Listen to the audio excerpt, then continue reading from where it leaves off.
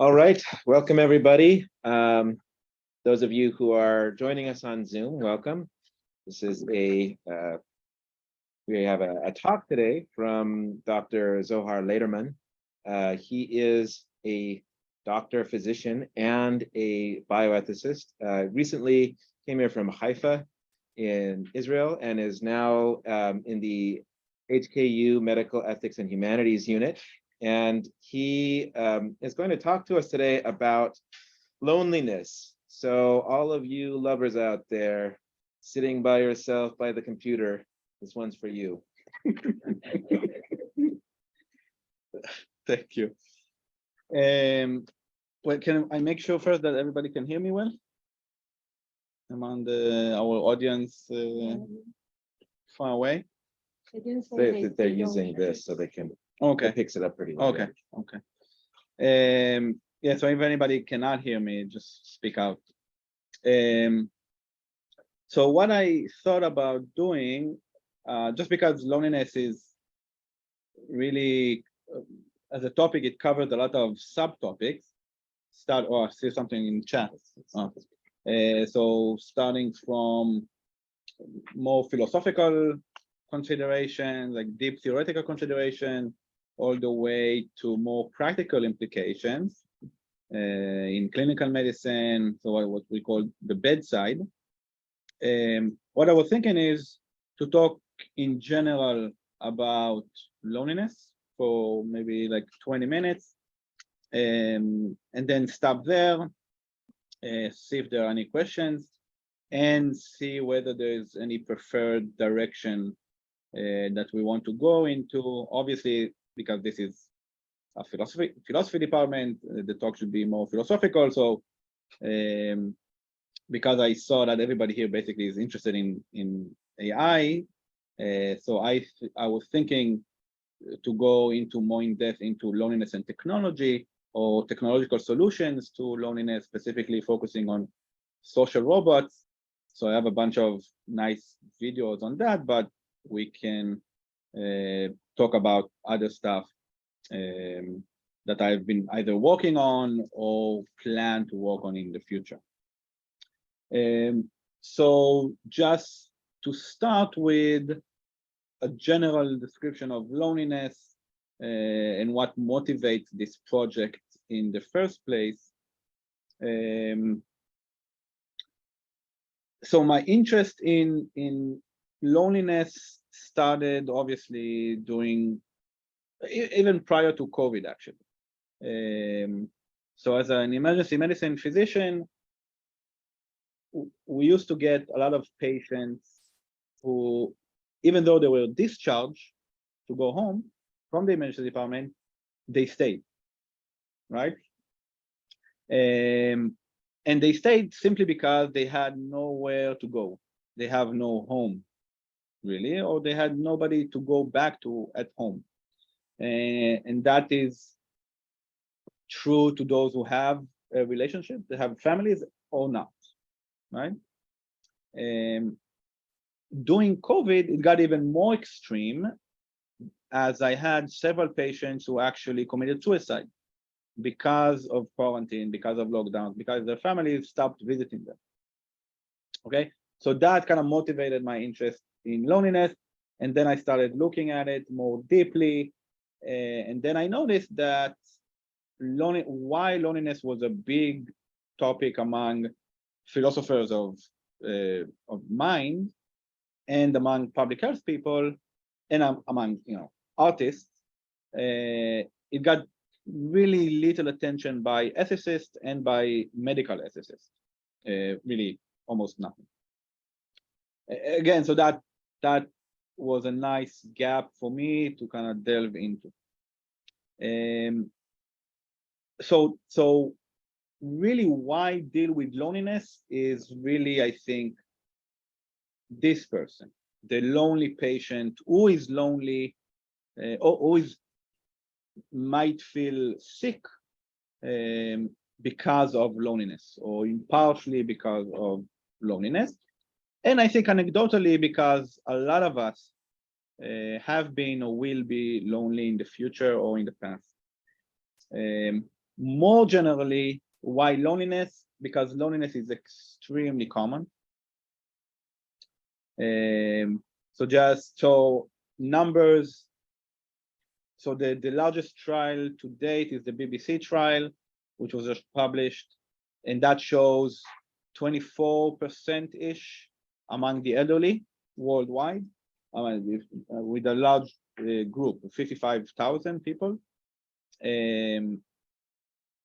with the largest group actually being the young adults, and the rates there are up to 40% worldwide.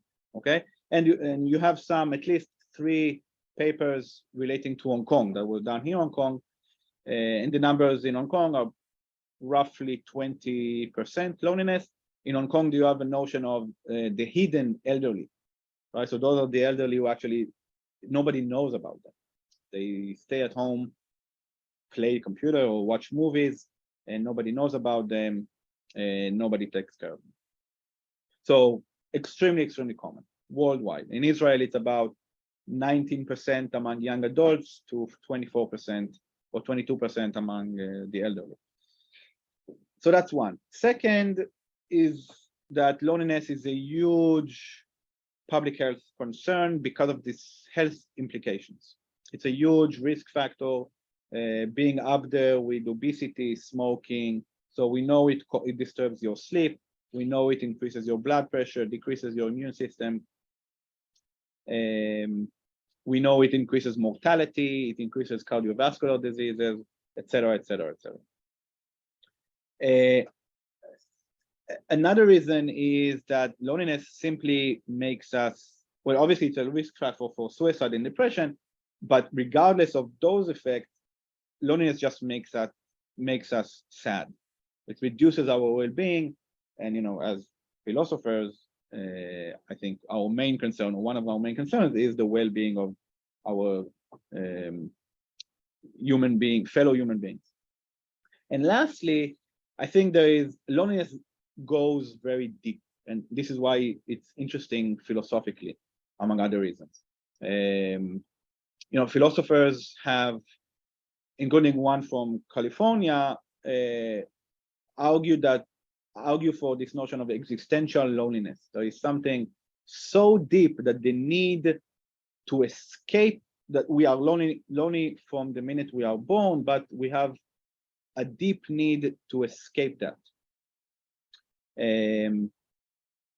And Greek philosophers, at least since Aristotle, talked about how humans are social creatures and we depend on friendships, on companionships, to live this kind of a virtuous life.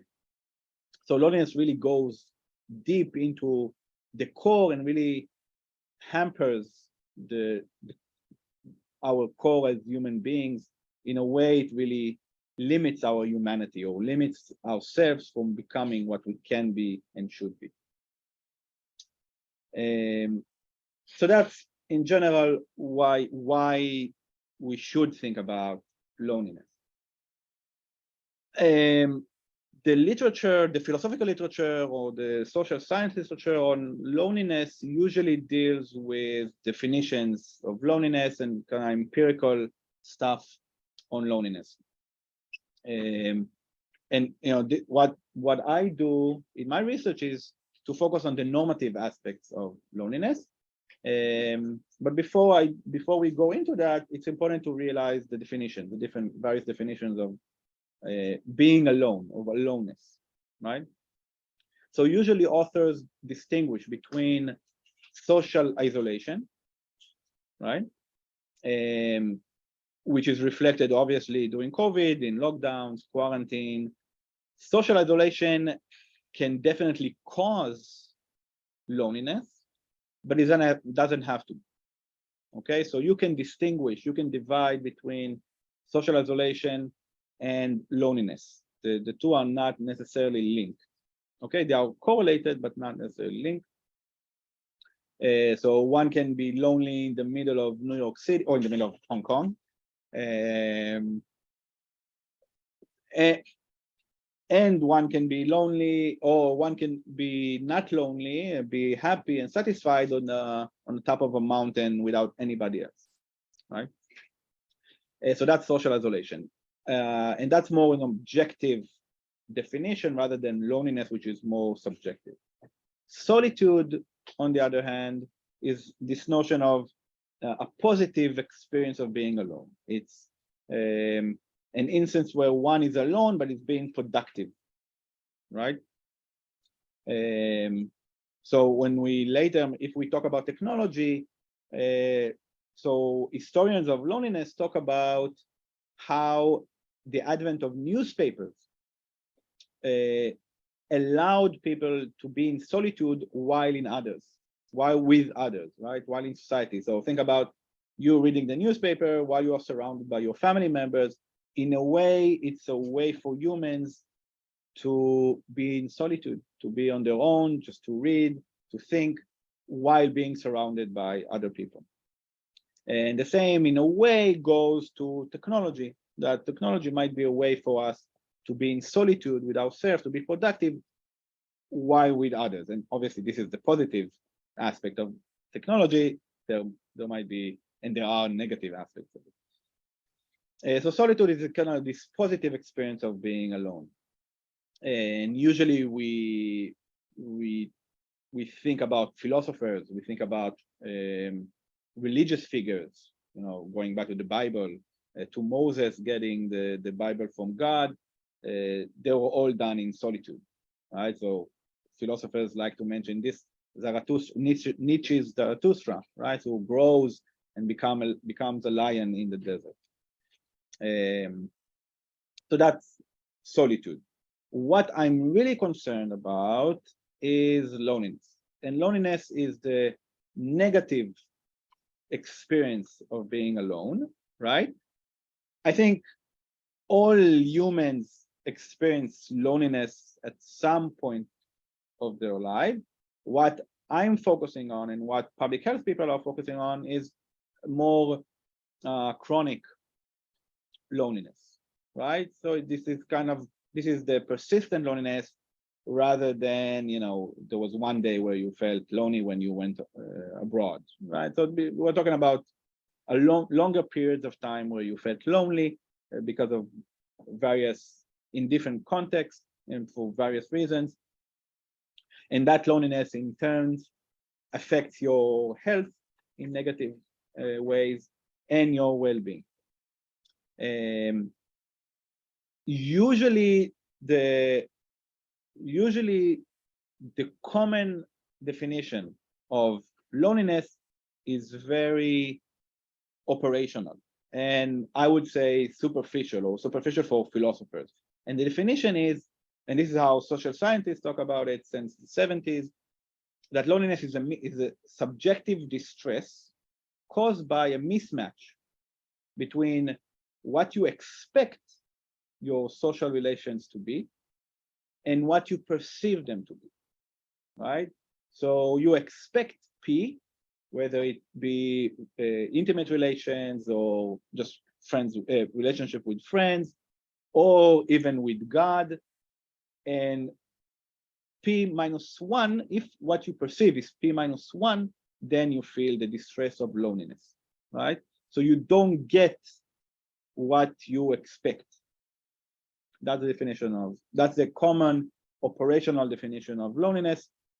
Part of my research is to really examine or expand this notion of loneliness because, well, I think it would be intuitive for most of us in this room that definition is inadequate, or at least it's operationally it's fine and it's good for research and stuff, but it's not enough, right? So it doesn't explain why one can feel lonely in one instance while other will feel solitude, or just would feel the social isolation but not loneliness. Right? It doesn't explain why it is that a person will feel happy and content on top of a mountain and the other will feel lonely in that instance. And it doesn't account for the way such expectations arise, right? what brings about a certain expectation that you have from social relations, right? And the definition is very limited in what it can tell us about the normativity of loneliness, what we owe lonely people. So part of what I'm doing is to focus on, elaborate on various types of loneliness, and I detail some of them here. I just added, again, because of the context, I added theological loneliness because just in preparing for this talk, I came across two really fascinating and interesting and nuanced articles talking about this kind of loneliness as separation from God that people can experience, which I find, first of all, accurate and very intriguing from a philosophical point of view.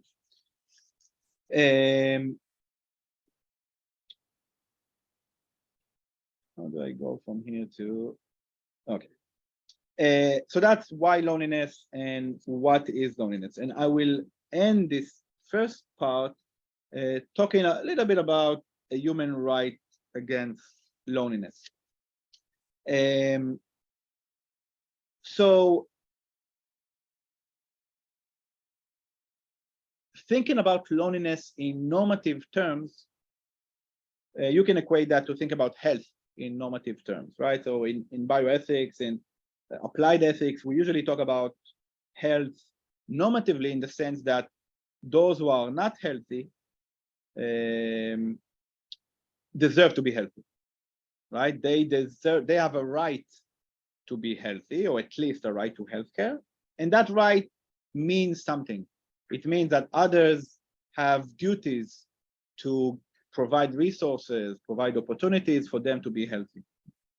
A society that is that has people who are not healthy is a bad society, right? Or the more unhealthy people you have, the worse society is. I think about the US one. I think about loneliness along the same lines. Loneliness, because of the reasons that I provided before, loneliness should be considered as normative in the sense that because it's so against our essence as social creatures, because of its health effect, society should really be serious about amending, correcting, preventing loneliness, right? So if society is here to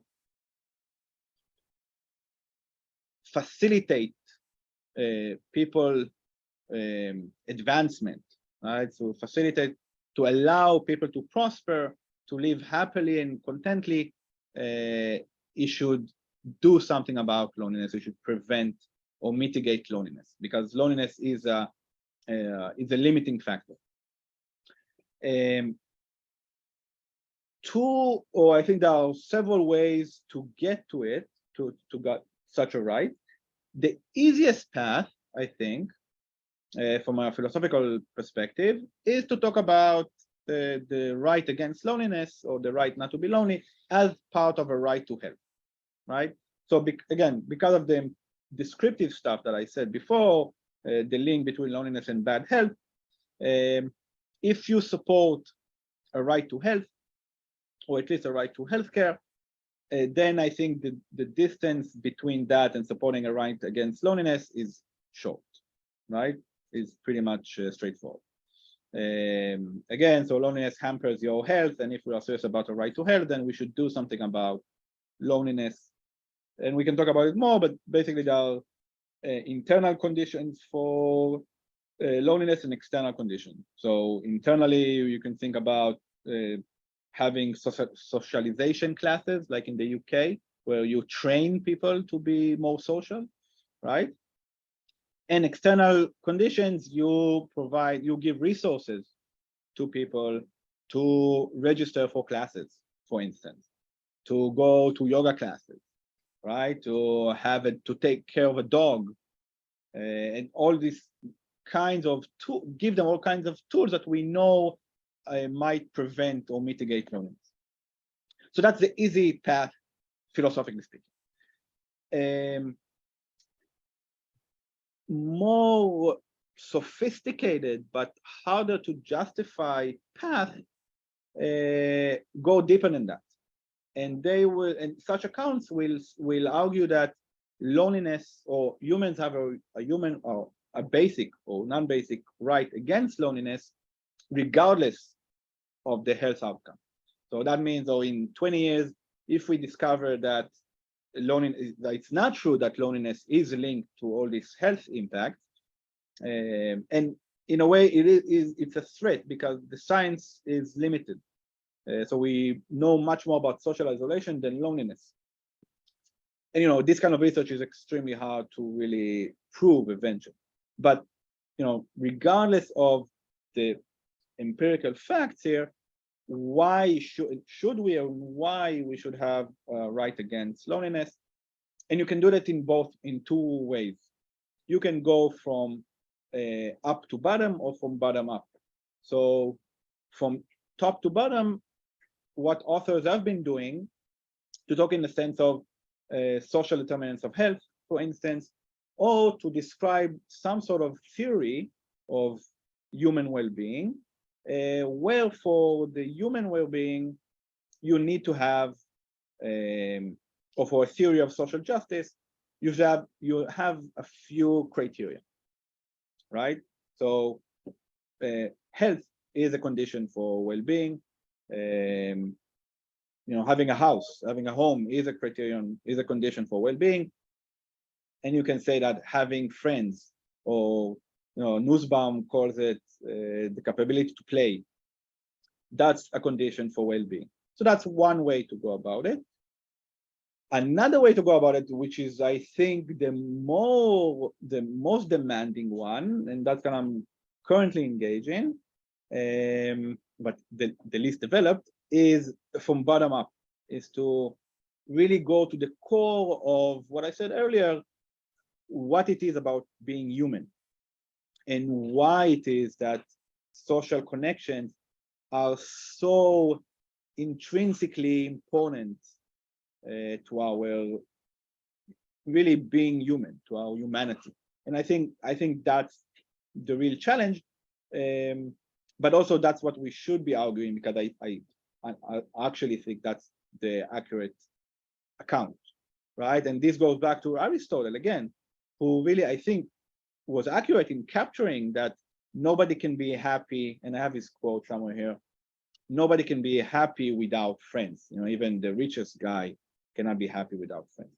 And so let me stop here, see if you have questions, mainly maybe for students, and then I can keep going. Thank you.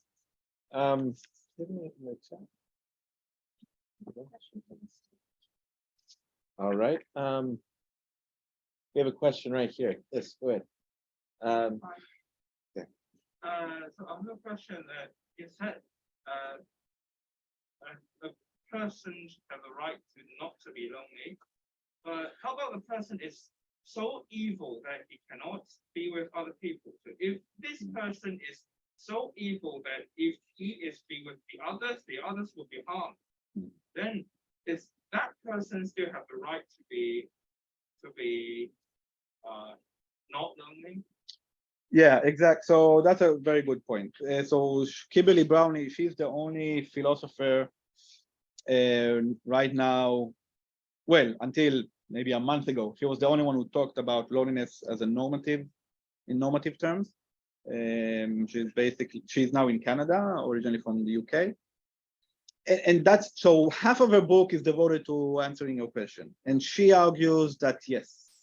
So even though you are obnoxious as a human being, and it's not fun to be around you, people still have the obligation to accommodate you to an extent. So people should still have a responsibility as members of a community to prevent you from being lonely. It is my sense, I agree with her to some extent. I think whatever, even if you establish a right to loneliness or against loneliness, it won't be an absolute right. There are no absolute rights, right? Even the right to life can be wavered or violated in some instances. And I think the right against loneliness can also be waived in some instances, for instance, when you harm other people, right? So that's one way to justify it. Say, you know what, no, I'm distancing myself from that person. But you can be more nuanced than that and more sophisticated than that. You can say, you know what, society, rather than individuals, have a duty to accommodate that right against loneliness. So that means that society should do something against you being obnoxious, right? So it should, maybe not you individually, but the society should devote more resources to prevent that from happening, to prevent from future people to be obnoxious, right? Or to make it, or to stigmatize it to a larger extent, you know, the way we stigmatize other negative traits. And this way to enable the right against loneliness. It seems like that's part of the problem of being put in isolation in prison, right? Most prisoners are with the general population, often with a cellmate, and of course there are dangers and threats there. But when people are put in isolation, it's really torturous, really horrific for most people. Yeah, I agree. So I actually wrote something about comparison, comparing social isolation, solitary confinement to force feeding. I think part of the reason why solitary confinement should never be allowed is because of that, because loneliness can be so destructive for folks that we should really ban it altogether.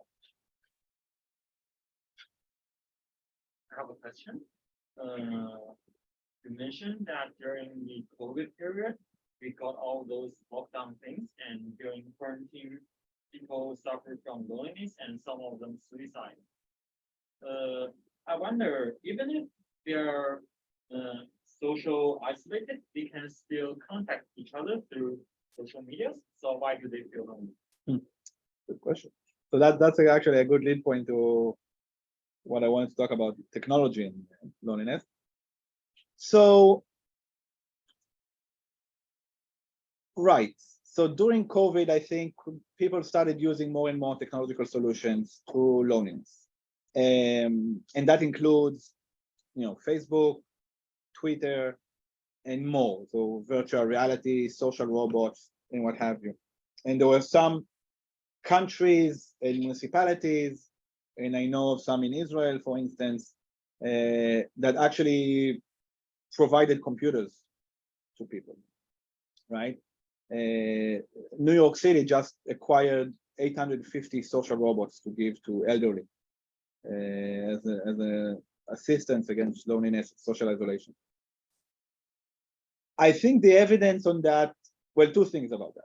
First is the evidence of that is controversial, to say the least. So whether the use of technology is actually helpful in mitigating loneliness is controversial. One systematic review that I know, the Cochrane review, actually shows that Facebook makes people more lonely rather than mitigate the loneliness. Now, you are maybe referring to more kind of like the technology that mimics face-to-face more readily. So, you know, Zooming or Skyping. And I think people did that. I think it failed in many areas. Something, people were still missing something that technology could not provide. And, you know, in one of the articles that I sent out, I suggested it might be human touch or smell. Actually, I'm not convinced about the smell, but I'm pretty convinced about the touch. But obviously, there was something that technology could not capture. And we see that because people were still suffering from loneliness, and, you know, people were still complaining about loneliness. We see that COVID increased rates of loneliness. We still see that now. and people were still committing suicide. My patient, I had a patient who stopped eating for a week, just like that. And he could still communicate with his family, but something was not, he wasn't getting something that he needed from technology. So that's one answer. The second answer is, I think there is, and I can show you some clips if you want, there is something I think that is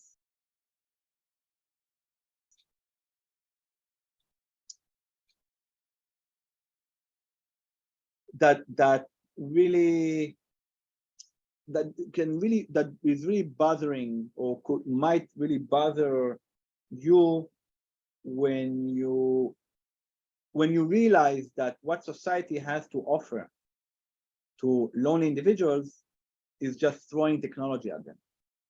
Rather than providing more humane solution, rather than providing human contact, we just throw technology on, we throw computers on them. And I think intuitively it feels bad, especially I think for philosophers. There's something really that doesn't sit well with our intuitions.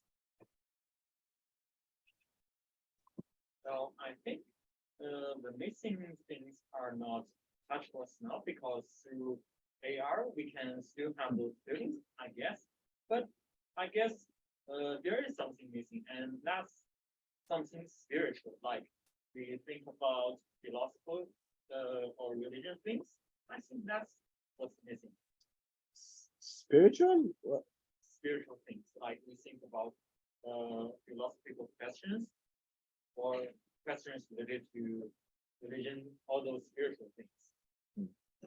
But how can you say more about how don't you get that from discussing with someone on Skype? I guess that most people, they are not engaged in these topics. They only concerned about their basic lives, like eating, have fun, and they don't have concern for these spiritual questions. I think that's what made them feel anxious or lonely. But how did COVID change? How did social isolation change? If what you're saying is true, then they would have felt lonely if they were not isolated, right? Or you're saying that these spiritual mechanisms provide protection against the loneliness that someone might feel during social isolation. So they believe in God, for instance. Well, I think social isolation maybe don't have to do with the spiritual things. Do you mean that there's something spiritual about being in others' presence, or do you mean something like being in a church in worship setting? I don't think something being in church. I think it's just something they lack some spiritual things. Okay. Yeah, I guess what we're struggling to understand is, so you can say that lacking spiritual protection, whether it believe in God or believe in philosophy, having philosophy as your God, is protective, and I think nobody will disagree with that. I guess what we are struggling to understand is, or what I'm struggling to understand is, so how did the fact that someone was socially isolated, so in that, what was the difference between being in social isolation and not, with what you're saying? So there's no sense of spiritual experience, or how did social isolation make it so that the spiritual mechanisms that you're describing, the spiritual traits that you're describing, that you're alluding to, were missing? You know what I'm saying? Yeah, with or without social isolation, Yeah, we will always lack these spiritual things. right. That's the problem of my argument. Yeah, Yeah, so I definitely agree with that.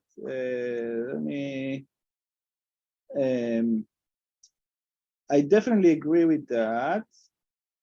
And so I think, again, this is one article that I found extremely, obviously I'm not a religious person, but I found it extremely sensible and accurate. I think we know from empirical literature, we know that believing in God is protective of loneliness, right? And all kinds of spirituality. It doesn't have to be believing in God, but or faith, but believing in God is one big protective mechanism.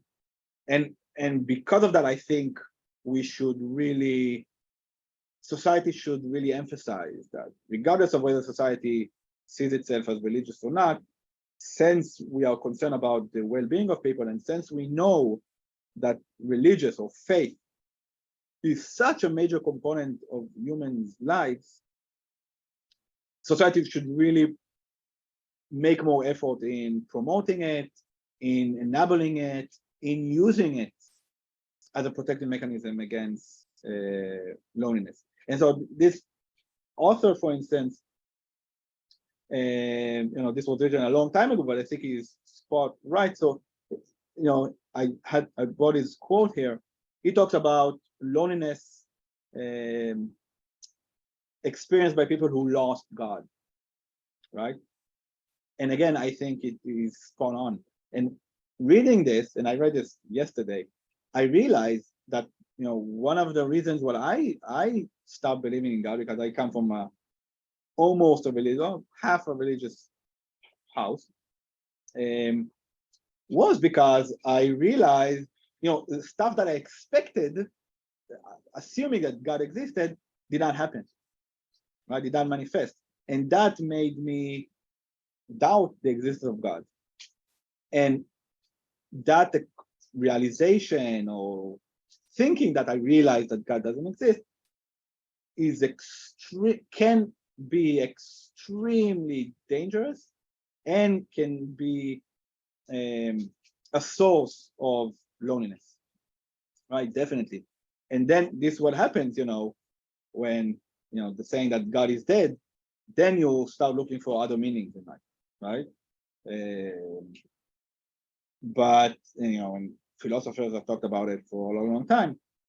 But I think he's spot on in the sense that one way in which people become lonely is because they lose these spiritual defense mechanisms, including the believing in the God. I wonder if I can jump in, because what you are saying right now, and this, as you were talking earlier, this made me think about the mystic Saint John of the Cross wrote this book, The Dark Night of the Soul, and in it he talks about his experience, because he believes, or he articulates his feeling direct experiential encounter with God. But he says before that he has this encounter, he experiences profound loneliness, aloneness. This is the image of the dark night.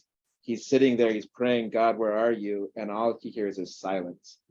And this goes on, he says, until it's almost unbearable. For him, as soon as he passes this threshold where it's just too unbearable, suddenly he feels God. But of course, he's writing, his writing is interesting. I mean, it's picked up by people, not because everybody experiences that part, but because I think many people do feel that dark night, where even though they may believe in God, they don't feel God's presence. And so this leads me with an interesting question of what do we make of this existential loneliness, where, as you said, you can be lonely in the middle of Manhattan. You could give people money to go to yoga classes or to just go out to the bar and mingle, and they still may not feel any kind of connection. They may not feel presence of God or presence of others, even though they are in a place where they should be primed for that. So can you say more about the question? Yeah, can you elaborate exactly what you mean by? So this seems like there's beyond the question of just providing the resources, the human rights component. there is an experience or an existential point where some people may not find that they can bridge that gap. Right? You said the operational definition for loneliness is a mismatch between our expectations and our perception of connection with other people. And of course, that doesn't mean that we're not connected, right? It means you, as I think you said correctly, you could be at Lang Kwai Fong, on a Saturday night or in Wan Chai, just living it up and still feel profoundly lonely. And so is there any sense of needing to address this, or is this just going to be one of those big questions that we let existentialists write about for the next 300 years and never sort out? No, I think so. I that's exactly my concern. As I would call myself a public health person, right? Actually, I care about the public and their health and their well-being. I think that's one of the challenges. So when you go on, so regardless of the loneliness, the type of loneliness that we are concerned about, right? So it can be the loneliness, the existential loneliness that you're referring to, or other kinds, or more superficial kinds. If you go on websites,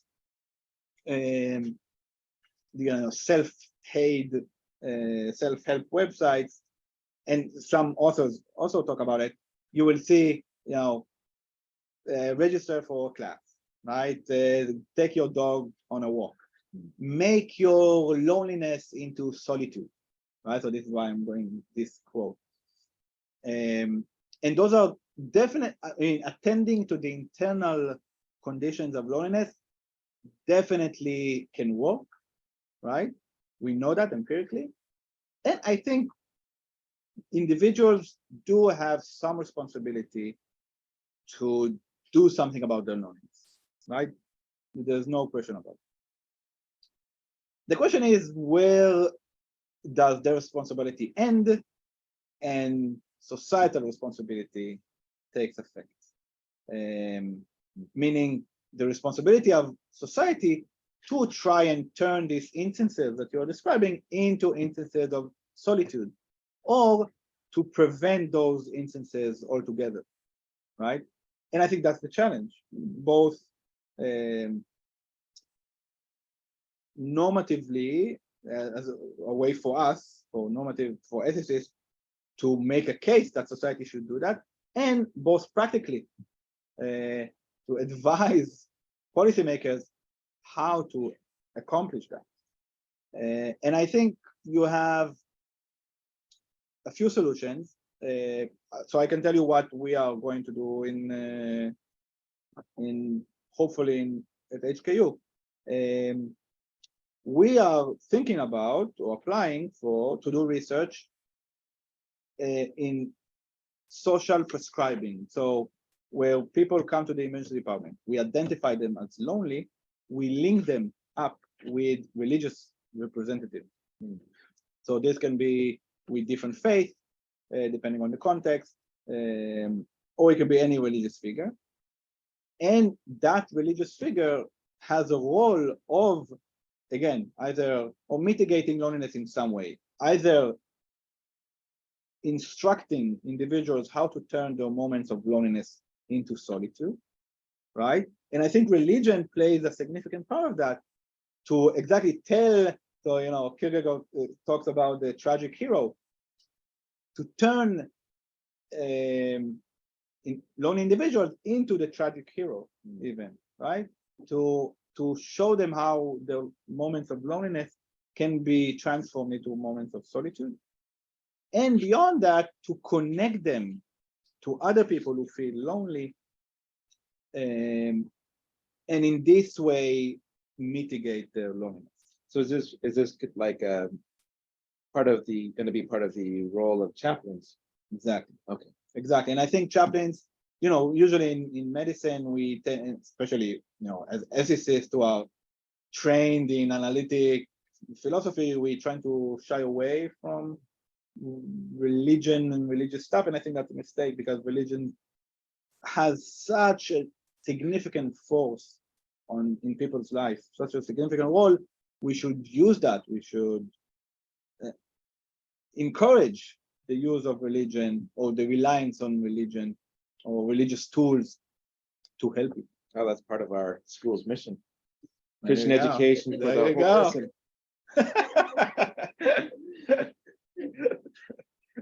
Thank you. Yeah, other questions?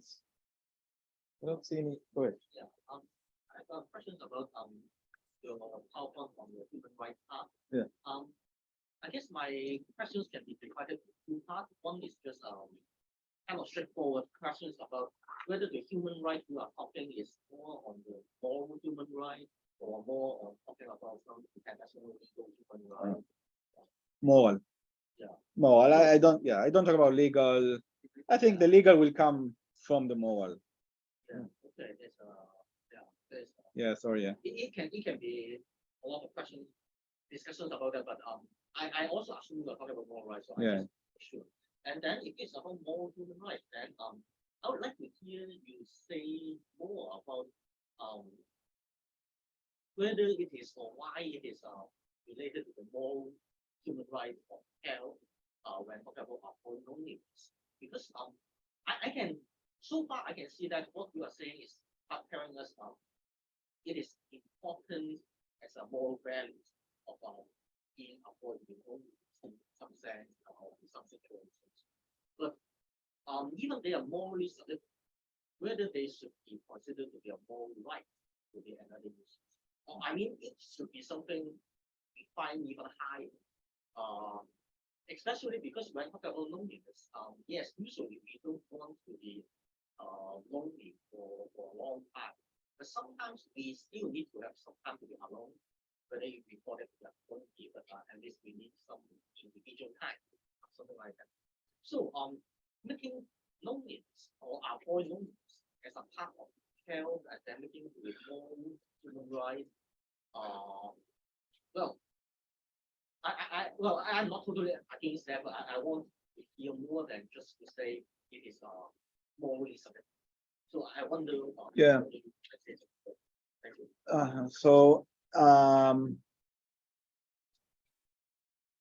So again, so I think as a right to health, well, first of all, what you're concerned about the fact that sometimes we want to be lonely or alone, that's fair enough. You know, having a right doesn't mean that you have a duty yourself.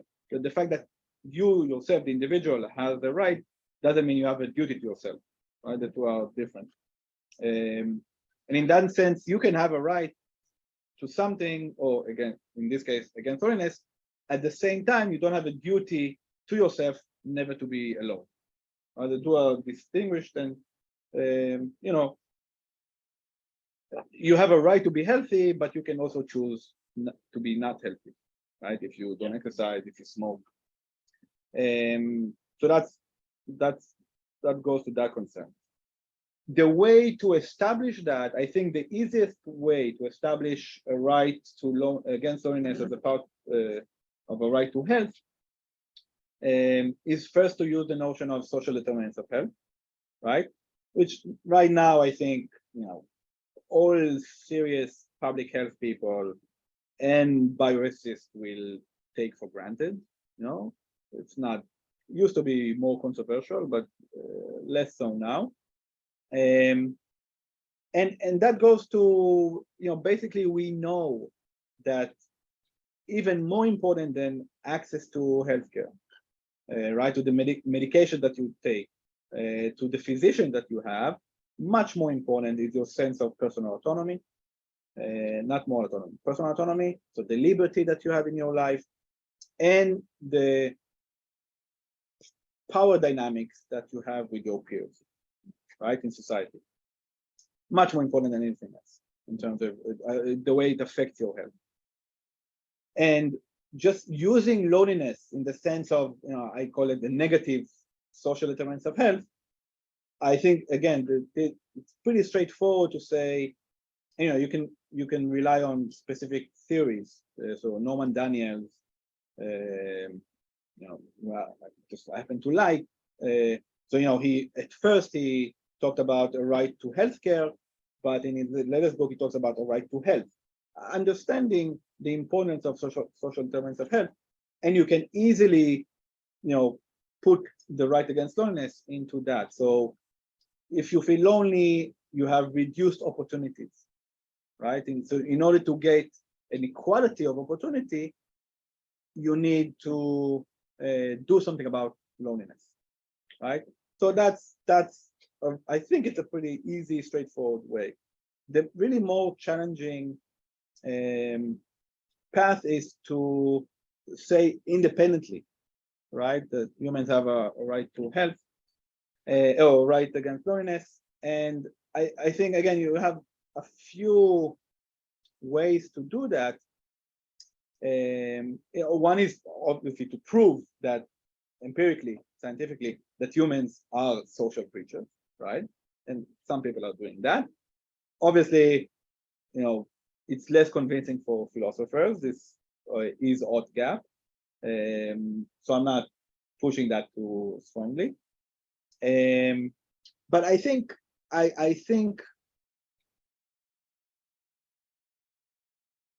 addressing the intuition that we all have and that philosophers shared at least since Aristotle, is that it goes against what I said before, that your well-being, your humanity, your very essence as a human being depends on your environment, on your social environment, on your social connections. So some authors are talking about identity and the fact that our very identity is determined by our social relations, our social dynamics. So I think psychologists know that we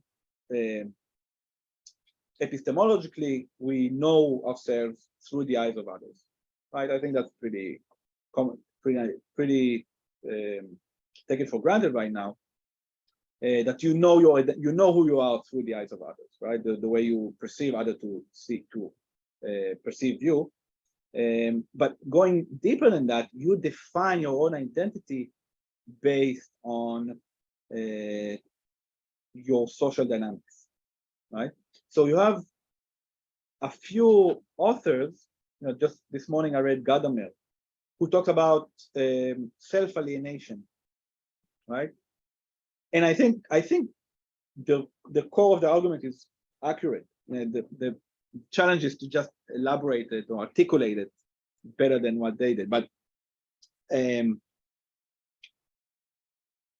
think phenomenologically, defining your own identity and in a way being free depends on first of all, depends on you perceiving your own identity or developing your own identity, right?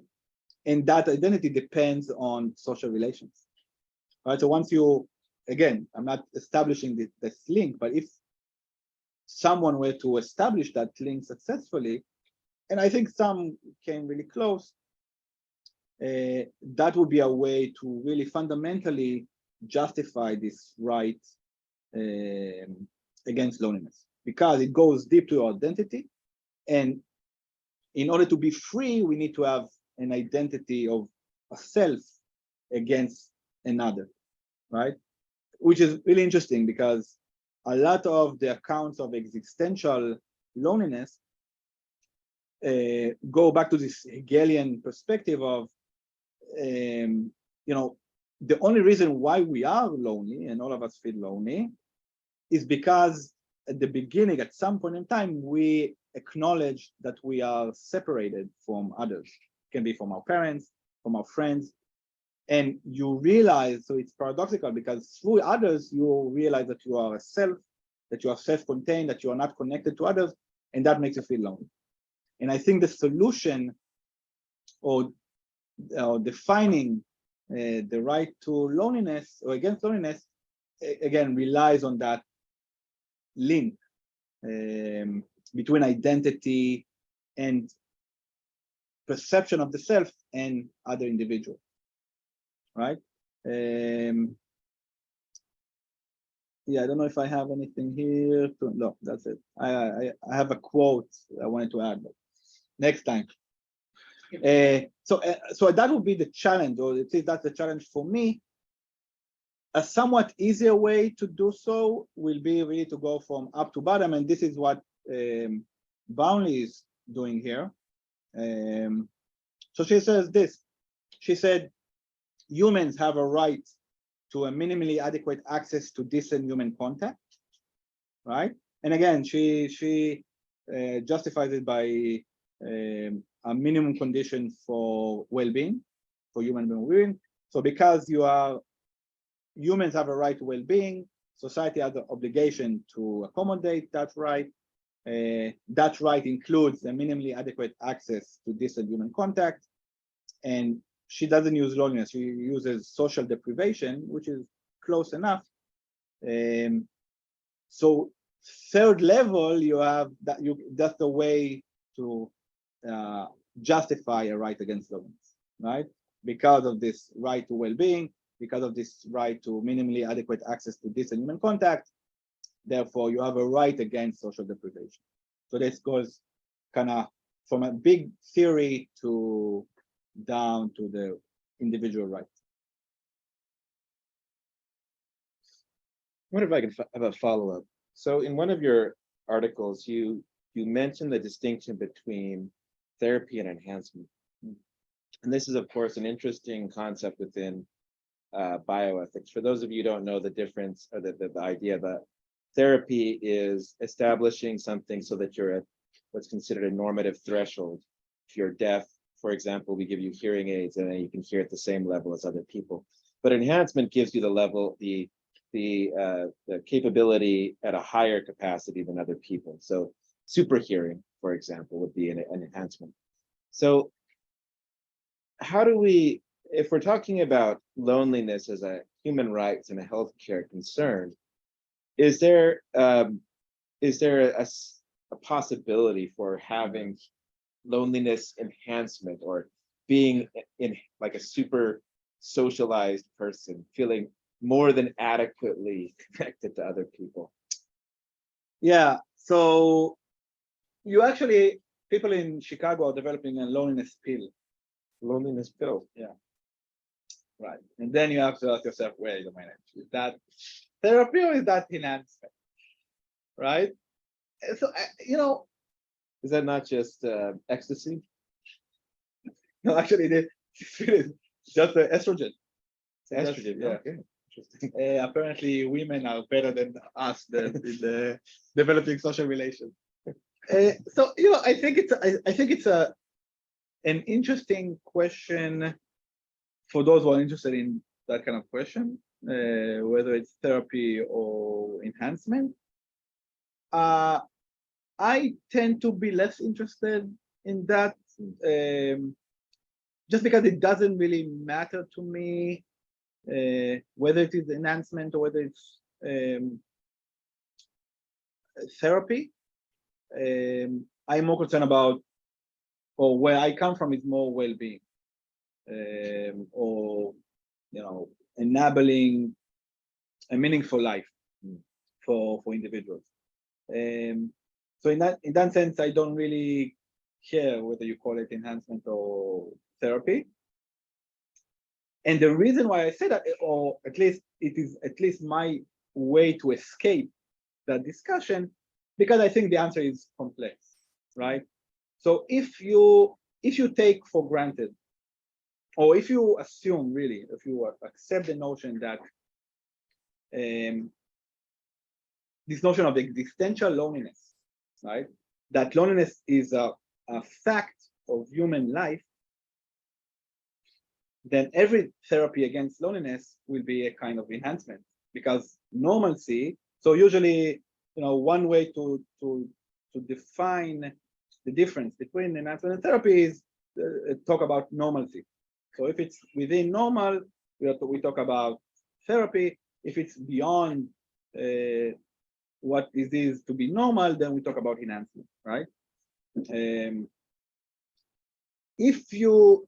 So it depends on your philosophical understanding of loneliness. If you understand loneliness existentially, as is it's a fact of life, right? All humans are lonely, and all we do in life is seek ways to escape our loneliness.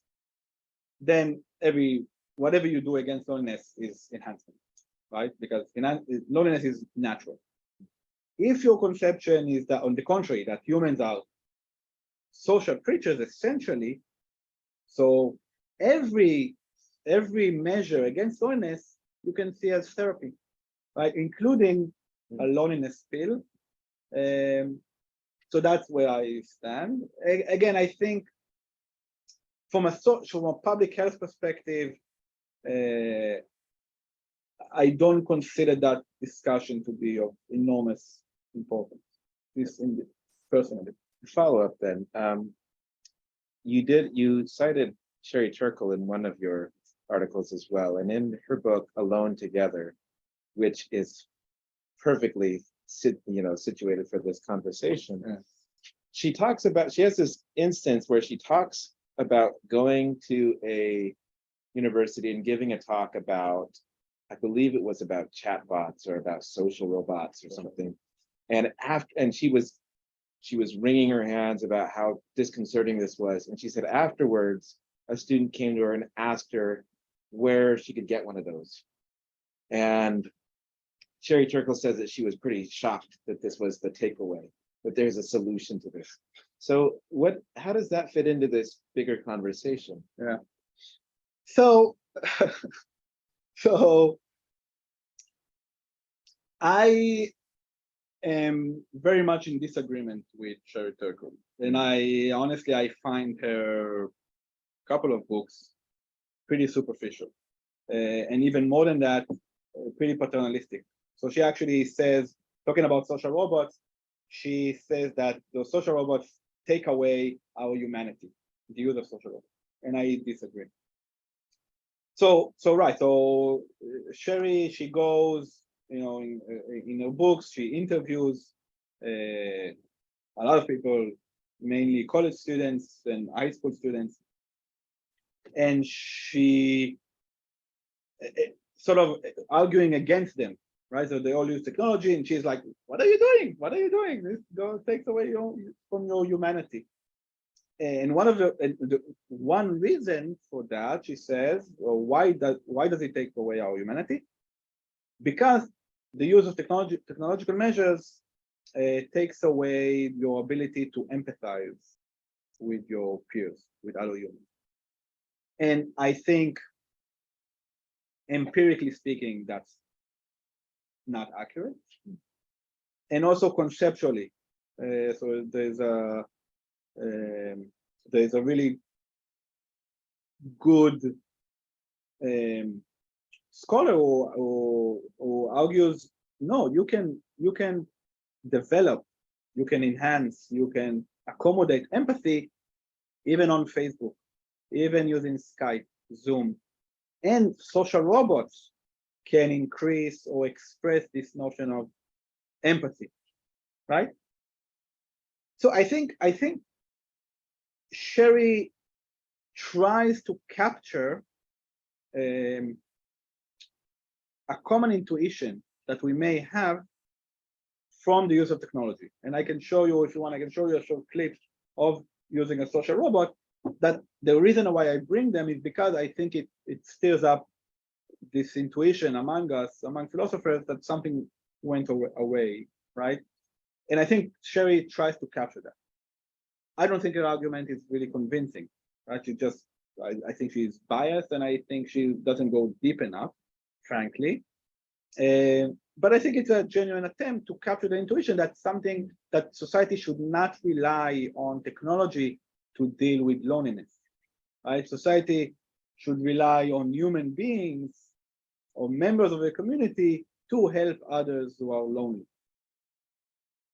right? And again, I think her notion that it takes away our humanity is not quite there, and the notion, the specific argument that you cannot show empathy online is also inaccurate. Yeah. I don't know. You want to see a short clip? Do we have time for that? We have a 25 minutes, so Okay. sure. So there are a bunch of videos here. Let me start maybe with the, I will show you two clips. One is, I think that you will find acceptable. Yeah, I think. Ah, But you can share this. can they show that? Can they see that?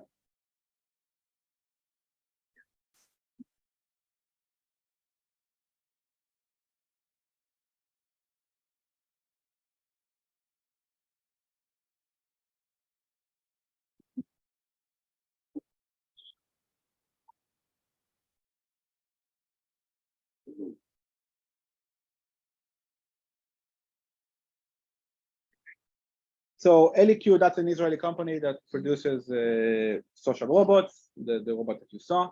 So NYC just acquired robots from them, 850, to give to the elderly. So you can say that clip, you'll think about giving social robots to people who are only doing COVID and future pandemics.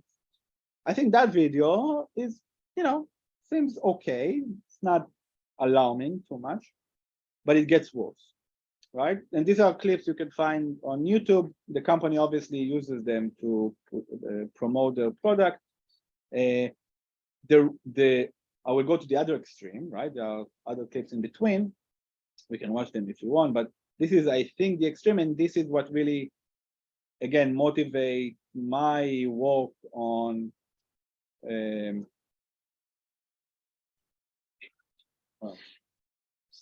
they couldn't see the. They could see, but they couldn't hear. Oh, all right. I didn't know you can do that. So this really motivated my work on the article that I sent,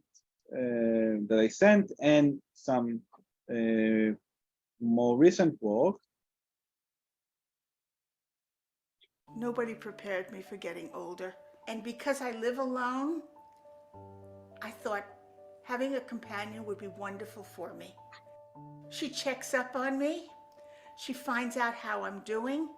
She remembers little things like, I wasn't happy yesterday. How am I feeling today? She even knows where I'm sitting or standing, and she looks at me. She's perfect. Do you know I love you? Yes, I love you. Right? So that's pretty scary stuff, right? And so in the paper that I sent around, I don't know if you got it, I was kind of arguing against bodies, so international and national bodies that use technology, solely technology, to mitigate or prevent loneliness, right? In this more recent work, I focus on the internal conditions of loneliness. And what I want to say to those people, that person who loves the robot, that you really should stop, right? That your love is not praiseworthy, right? It's inappropriate. And obviously that's a significant philosophical challenge to do that. The two examples that I bring here by two, Sherry and another philosopher in Australia, they try to do that and they fail, I think, for various reasons, and we can go deeper into that. But basically, one of the ways in which they fail is what we call hard paternalism or strong paternalism. So they, in reality, they say to those folks what their end should be, right? So, to the woman who loves her robot, they want to say your subject of love should not be robots, right? It should be humans. And I think that risks being hard paternalism, and usually in bioethics, we think that hard paternalism, except really rare circumstances, hard paternalism is unjustified. What I'm trying to do is still tell those folks, no, you really should stop having those feelings. You should direct your feelings towards humans rather than robots. And I think a way to do that, why not being a paternalist, is by revising the notion of loneliness. That goes back to philosophical definitions of loneliness. So there are two contemporary philosophers, philosophers of mind, who present this notion, articulate this concept of loneliness as absence. So in their account is, so you have a twofold mechanism of loneliness or physiology of loneliness. One is, the first one is you develop a pro attitude towards something, in this case, towards social relations. And that social relations give you, or being part of that social relations, give you access to some social goods, right? The ability to contribute to society, the ability to receive something, love, affection, companionship, etc., etc. I think you need to go. You need to go? No? Seem restless. So those social relations give you access to social goods. So that's the first level.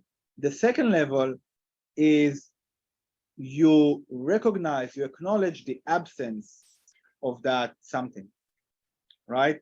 You acknowledge, you realize that something is missing from your life.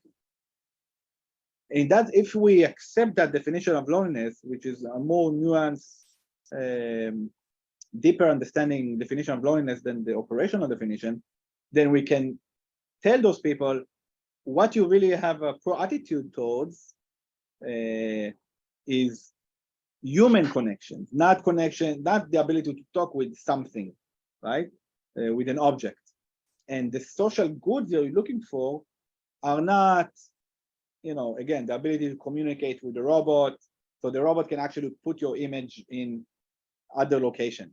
So puts a picture of Paris and puts your picture against that in the background, and then you can send that picture to your family if you want, right? As you took a trip to Paris.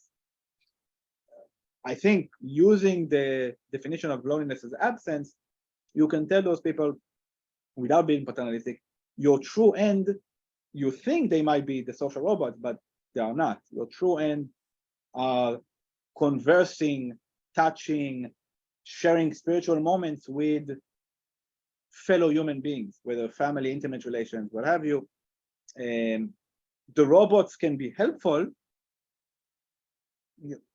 until, again, substituting human relations until you get them, right? But they cannot be the ultimate solution to your need, right? Because your need is not the connection with the robot, is connection with human being. Thank you. Oh, yes, good questions. That's fine. Yeah, please. We're about to end, so let me ask two more questions. Sure. Maybe I would still plan for I mean something like that. What is the difference between having a robot to be a companion and having a dog or a cat to be a companion? Like, is it that you mentioned that we should not talk to something? So is that pet, is that something? Like, it seems that to me it's different to have a robot to be your companion. There is a difference between these two. And the second thing is that about the loneliness is that we can only solve the problem with human being, or if we can communicate with other species, for example, so pets is one of them, and the second one is maybe some of the trainers, maybe with dolphins that have some like they have IQ and then they can communicate with you. Is it that is another solution rather than being with humans? So this is two questions. Yeah, I think that's An amazing question. Those two ways to answer that. One is more simple. The first one is empirically, we know that pets help. Right, so I'm a strong believer in that approach. So you provide help. We even know virtual interactions with pets. They use that. There's a small trial during COVID that they use virtual communications with pets to help the elderly. And the elderly said, "Oh yeah, that helped us." Right? So that's crazy to me. So I think empirically that helps. Right? So that's one way. We don't know about that with robots. We have all this anecdotal evidence. I don't know any trials that actually show that robots reduce loneliness. We know that in pets. Okay. So that's one. Second, so you're talking about the conceptual, theoretical difference between robots and animals. So we be pets like dogs or dolphins or more advanced animals, more intelligent. That's a very good question. Well, first of all, I'm biased because I'm much a stronger believer in the power of animals to reduce loneliness. So I have to account for that. I have to be honest about that. My intuitive response would be touch.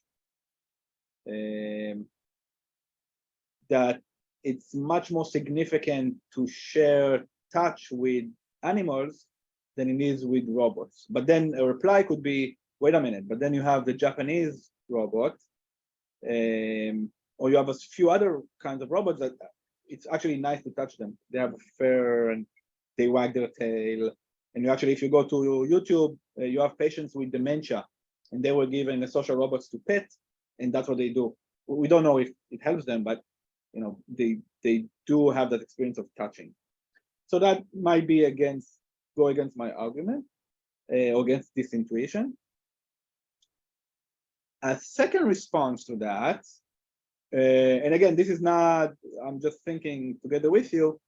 A second response will be some authors, including Brownlee, talk about loneliness and social deprivation. The problem with it is that they take away your ability to contribute to society, to contribute to something. So the fact that you are lonely or socially isolated means that you cannot take care of someone, right? And they want to argue that, again, being humans essentially means that you want to be cared for, but you also want to care for others, right? And being unable to do that also can create to make you lonely. And if that is true, then you can use that argument, or you can rely on that to say, you need to take care of pets, you need to take care of animals, but you don't really need to take care of computers or robots. And again, this is one argument that Sparrow is making. I think it's somewhat convincing, not wholly, but that would be my response. But I think it's a perfect question, and I think it deserves much more attention.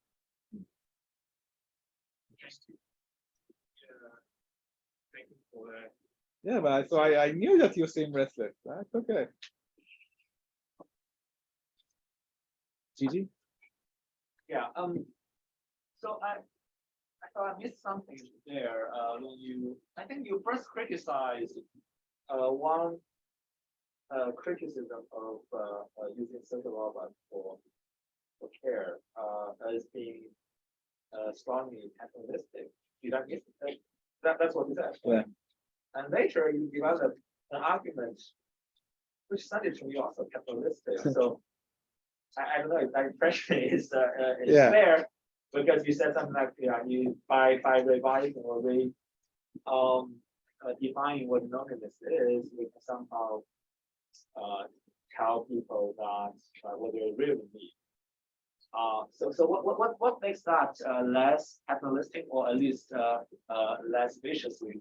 Yeah, that's a good point. That's a good. So in bioethics, we distinguish between strong paternalism and weak paternalism, or soft paternalism, right? So in soft paternalism, you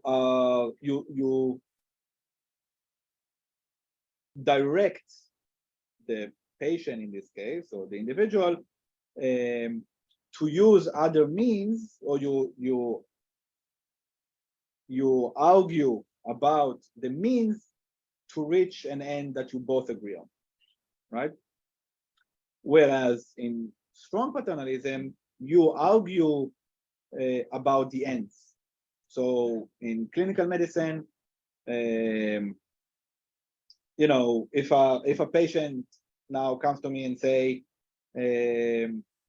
I want to use antibiotics for influenza because I want to get healthy, so my end is to be healthy, I will tell them, no, dude, you're not getting antibiotics because it's not going to help you. So I disagree with the means to achieve the end, which is being healthy, right?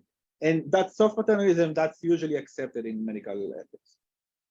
So I just assume that to be true. Strong paternalism is where I will tell the patient, no, I won't give you antibiotics because I disagree that you should be healthy, right?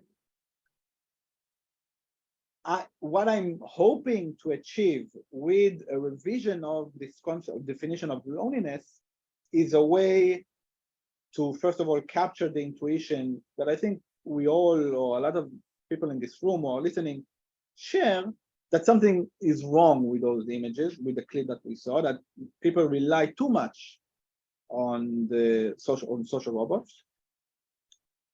Why not being strong paternalist? I'm not sure I'm successful, but that's my attempt. And again, so just to recapitulate, what I'm doing is trying to do is to reestablish the means,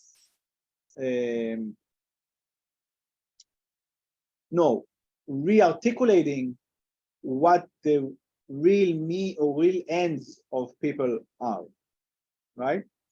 So those people who we saw, I'm assuming those that they believe that the end of what they need, right, to be healthy, to be less lonely, is communicating with social robots. Maybe they didn't believe that before, but they got adjusted because, you know, that's what they have. Some of them don't have families. Some of them don't have their families visiting them. What they have is social robots. In a way, they adjust to that situation, and they adjust their expectations. So this is going back to the inadequacy of the operational definition of loneliness. It allows those people to say, and policymakers to say, look, I mean, we are fine with just throwing social robots on people because that's what they expect. They adjusted their expectations to just have relations with robots. Therefore, that's what we are giving them. It's all fine.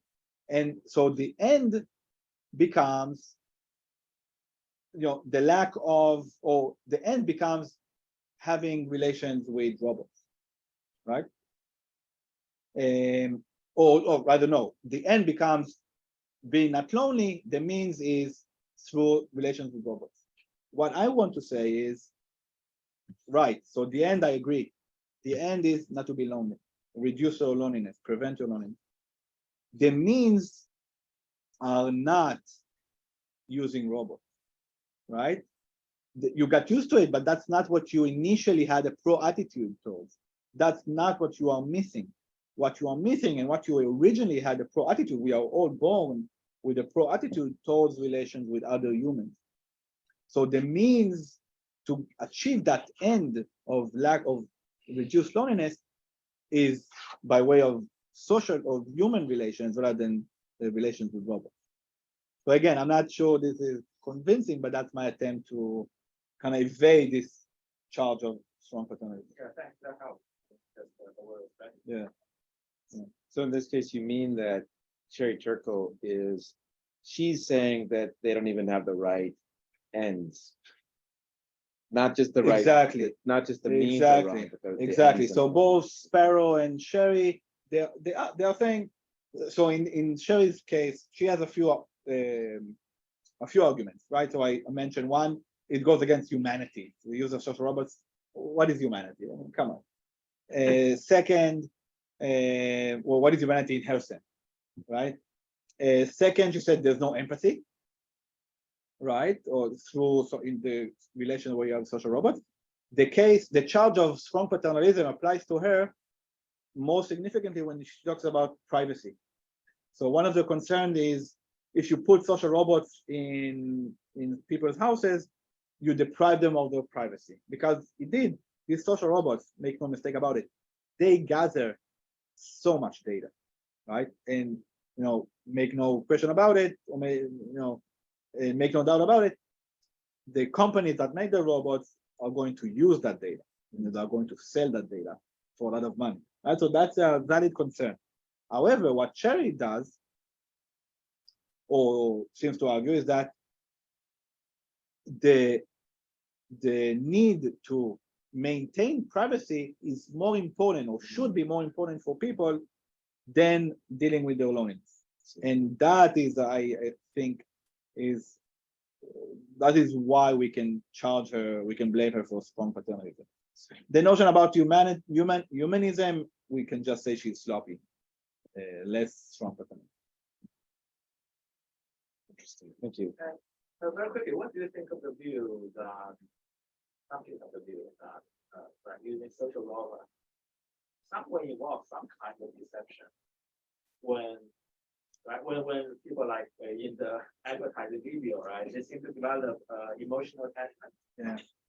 Which I mean could be self-deception actually, right? Indicate the other one have emotional states or even emotional responses when the robot, as we know currently, they at best only appear to have emotional response, but they not really have any. So is that a problem? Is that or one of the problems? Yeah. Yeah, so I think that's a good point. That's exactly the main argument by Sparrow, and he says this here and in other articles, one that he wrote with his mother. So this is a philosopher from Australia in Melbourne, and he wrote about a lot AI. We should actually give several talks here. Yeah. So he says that. He says exactly that we have a duty to ourselves to live in reality the way it is, capture reality the way it is, right? And his main concern is that we deceive ourselves in our relations to social robots, right? So she was talking about the recent clip was talking about how she loves the robot. Another clip talks about that the robot is the best friend that she ever had, right? And Sparrow would say, no, they deceive themselves, and they have a duty to not deceive themselves. First of all, I think it was, well, I think I will join, in that regard, I will join another philosopher, Australian philosopher by the name of Russell, who argues against Sparrow. And he says, but we deceive ourselves.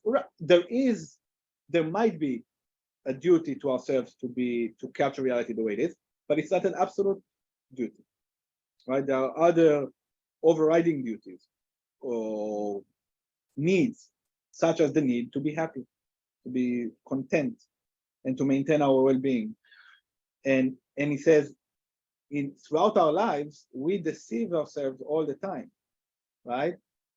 Think about love. It's really cynical.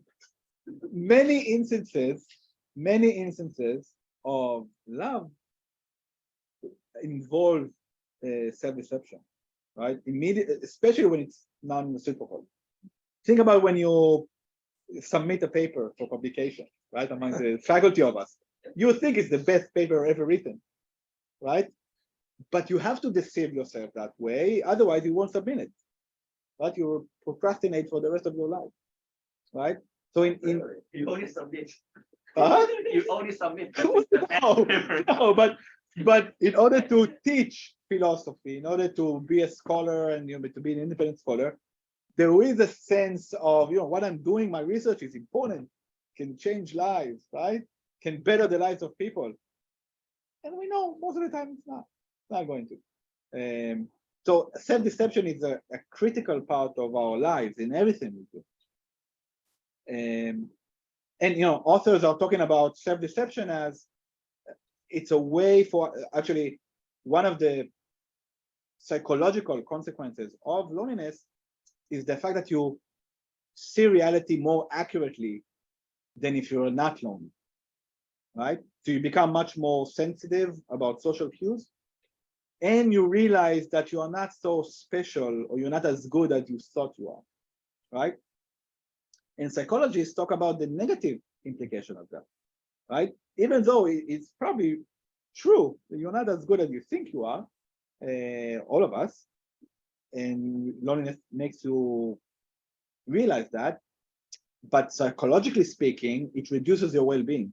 So one condition for well-being is, to have some degree of self-deception.